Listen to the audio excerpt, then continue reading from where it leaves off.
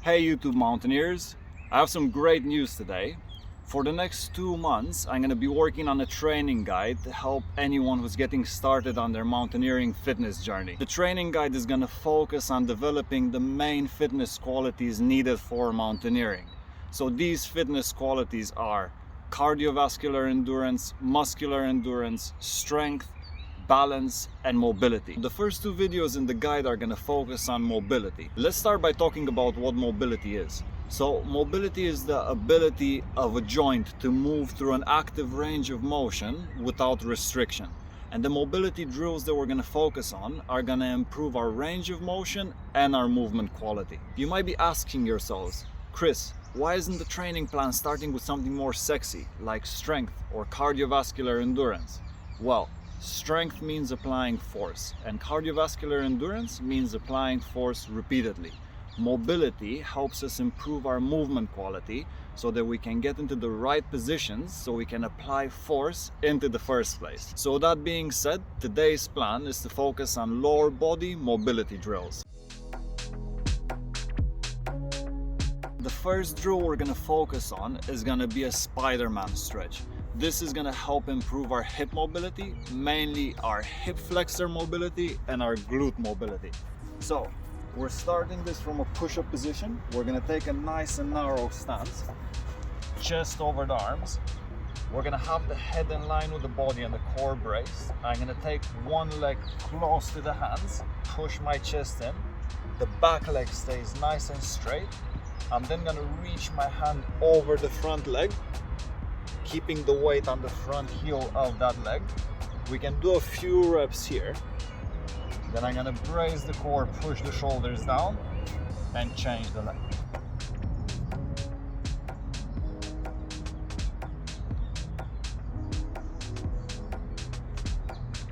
You can also do a regressed version of this movement if you have troubles getting into these positions.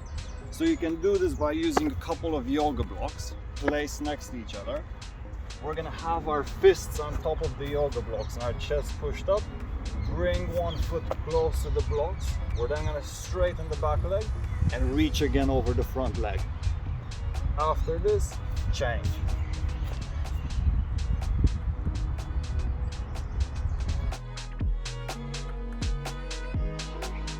The next hip mobility drill that we're going to do is going to be a 90-90 drill. It's going to focus on releasing the muscles in the outside of the hips. So for this, I'm going to take a 90-degree angle at the front leg and a 90-degree angle at the back leg, hence the name. I'm going to bring my chest up, facing over the front leg, and my hand on that shin. I'm going to hold this position with my chest up for 3 seconds. I'm then going to dig my heels down, transition to the other side, and do the same here. Hand over shin, chest up, 3, 2, 1, and change.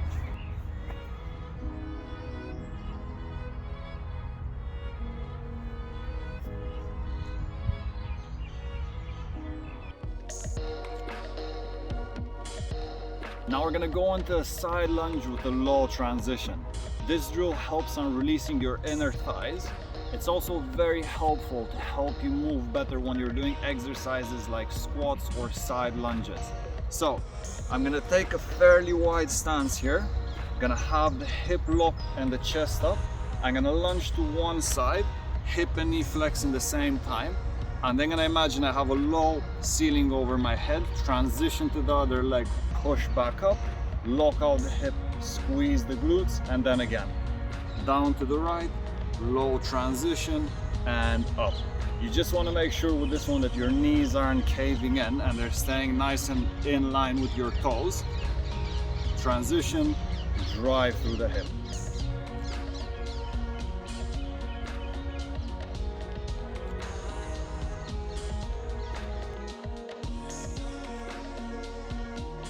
So for a few of these drills, we're also going to use a foam roller. This just helps release some of the tighter tissues.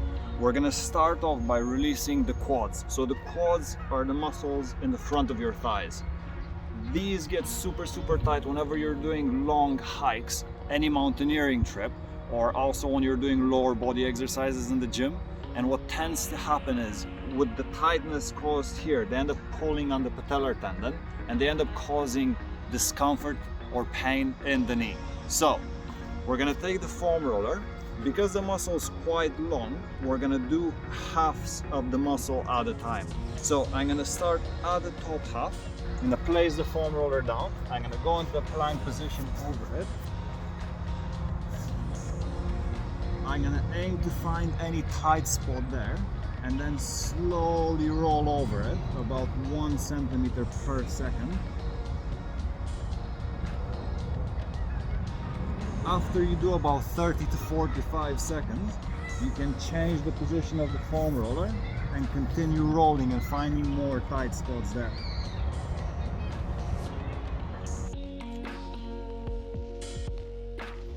Next, we're gonna focus on releasing the calves. So the calves are the muscles on the lower part of your leg in the back.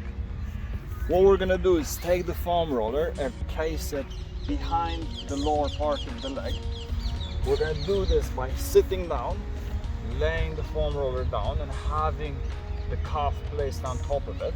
We want to have our chest nice and up when we do this. You don't want to have a rounded posture and put too much pressure on the shoulders.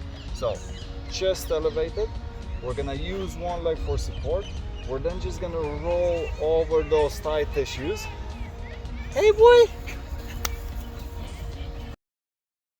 That's all right. I'll get them out of your way, sorry. That's all right. Right, as I was saying, we're placing the leg over the foam roller on the calf. We're then gonna slowly use one leg for leverage, lift our chest up and slowly roll down and up.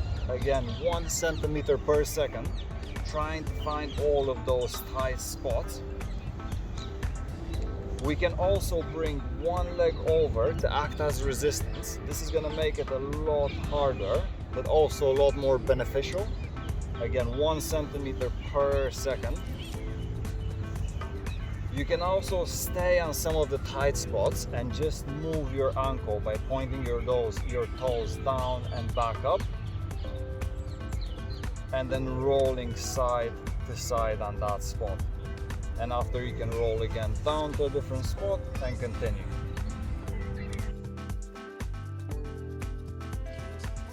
Next, we're going to focus on releasing the hamstrings. So the hamstrings are the group of muscles on the back of your thighs. We're going to use 2 drills to release these. The first one is called the B stance Romanian deadlift. So I'm going to take a hip width stance with this movement. I'm going to place one leg back on the ball of the foot, keeping the chest up. So to show you from here, hip width stance, one leg close behind the front one. I'm then going to bend both knees, have the arms straight in front of the body. From the hip, I'm just going to hinge back, tipping my torso forwards. You're going to feel a big stretch in the hamstring. Engage the glute from there, push straight up. Again, soft knees, let the hip drive back, the back stays flat. You don't want to round or arch here. Nice and square, squeeze the glute, come back up. Slow as you go down, we're just working through that controlled stretch all the time. After you do a few reps, we're going to change the leg and do the same thing. Ball of the foot, close distance back, soft knees, reach the hip back, keeping the chest nice and tall, keeping the back flat. The next movement we're gonna do is gonna be a ski hinge. So we're gonna have a slightly wider than hip width stance.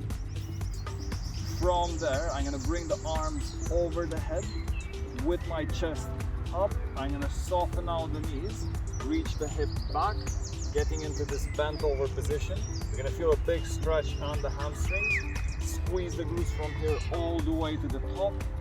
Arms over the head and repeat. Soft knees, hip reaches back, big stretch in the hamstrings, engage the glutes, and then raise arms over the head again. 3 seconds on the way down, control movement, big stretch, 3 seconds on the way back up.